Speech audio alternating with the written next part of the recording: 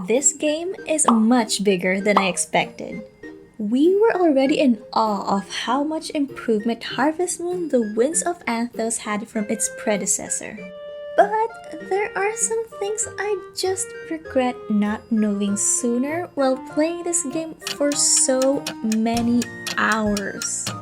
So, here are 9 tips I wish I knew sooner in Harvest Moon The Winds of Anthos.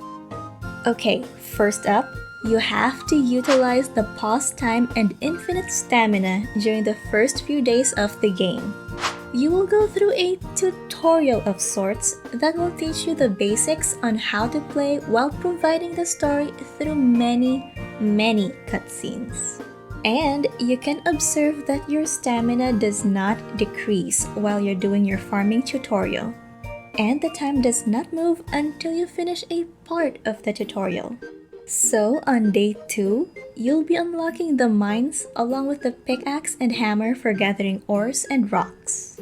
You can then start smashing the rocks you see just lying around outside and gathering the ores you can find in the mines.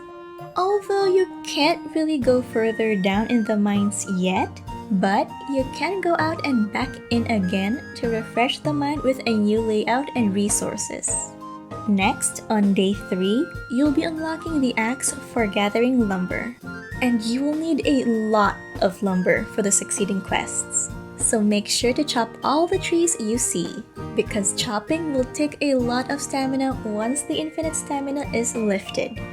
You don't have to worry about deforestation and making the harvest goddess angry, because all of the resources will grow back. And yes, even the rocks will grow back.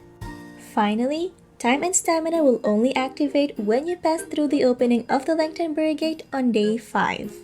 So make sure to break rocks, chop trees, gather forageables, get seeds from harvest wisps, and finish your farm chores before leaving town. And when you finally get out of town, you'll notice that the world is huge. Like, seriously huge. What's worse is that just walking around decreases stamina. And of course, running decreases stamina even more. So what you should do is tame a horse right away. Riding a horse decreases less stamina and you'll get around faster. The earliest horse you can find is southeast of Providence Village during the daytime, which is around 6 a.m. to 7 p.m. And remember to feed it apples for an additional boost in friendship. And you know what else you should remember? It's to hit that subscribe button. Sign yourself up for more cozy game content like this one. And that's sure to give an additional boost in friendship with me. Moving on. Another animal that you would need is one that gives milk. That's right, you need to get a cow as well. Because most villages' cultural levels or stars are capped until certain requests are completed. And a lot of these requests ask for cooked food that needs milk. You can buy calves in any village's animal shop for 3,000 G each. Or less if you're able to find an animal shop that has a sale. I would recommend buying 2 calves just to be sure you have enough milk for all the requests you will go through.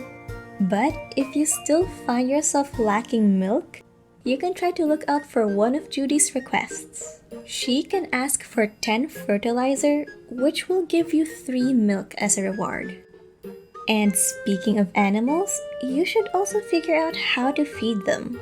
There are 3 things you can use to make animal feed for them: weed, grass, and fodder corn. And I find it best to use fodder corn for animal feed, as one crop makes 3 animal feed for 15 in-game minutes. The earliest fodder corn seeds you can find is in Breezy Plains, just a bit south of the farm field. Then you can find more using the item search function in the map. The harvest wisp will reappear every 2 days, so you don't need to worry too much if you don't get a lot of seeds.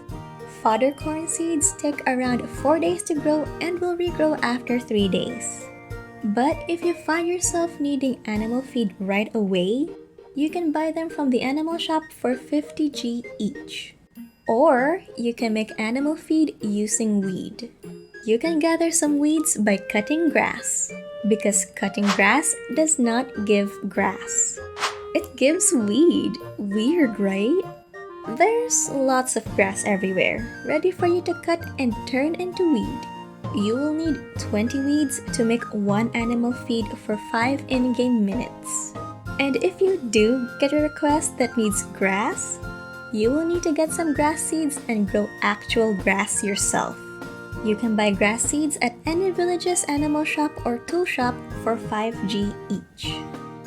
Now, raising animals may sound like it could get a bit expensive, and if you're worried about the expenses, you can go fishing for money.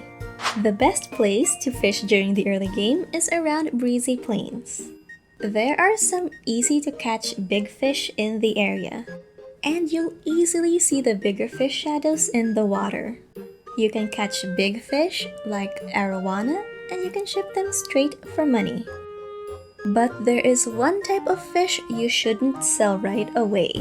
I suggest to keep your tuna, because one of the requests in Lilikala will need you to make a dish that needs tuna. And you will need to make 5 of them, so you will need 5 tuna for this request. You may get tuna as a reward from a request, but you will still need to catch some yourself. And catching tuna can be a bit hard. You will need at least a level 2 fishing bait to catch them. Some requests will give you level 2 fishing bait as a reward. But if you need more, you can craft some from Doc Jr. when Lengtonberry reaches 3-star cultural level. You'll find tuna in Lilikala, usually around the Great Pier. Remember to put your tuna away in your storage properly, otherwise you might accidentally sell it or eat it raw. Also, if you're a hoarder like me and have inventory space problems, you'll most likely find yourself always teleporting back home to store your items. But home isn't the only place where you can organize your stuff. You can actually check the drawers in shops to open your storage. You can usually find these in tool shops, flower shops, and animal shops. No need to keep teleporting back home, just find the nearest shop for your storage needs. This can be helpful if you forget to bring a gift for your favorite villager. Just pop in the tool shop in their village, grab their gift from the drawers, and make your offering. Just be careful with your relationships, because your friendship with a villager is capped at 1 music note until you have resolved the main issue of the respective village. This means you can only start to raise more than 1 music note of friendship with a person when you complete their village's story requests. It took a lot of apples offered to Wesley for me to realize this. He was stuck on 1 music note for the longest time. And I was like, how many apples does this man want from me? Only when I was able to progress in Providence Village was I able to move forward with my friendship with him. So if you haven't finished their village's story requests yet, you might want to hold on to your gifts for a little while longer. And that's it! Great job for making it this far into the video! And with all these tips, you'll be more prepared to start out your journey in Anthos. If you want to see the gameplay for this, you can click on this end card right here. And I'll see you in the next video. Bye!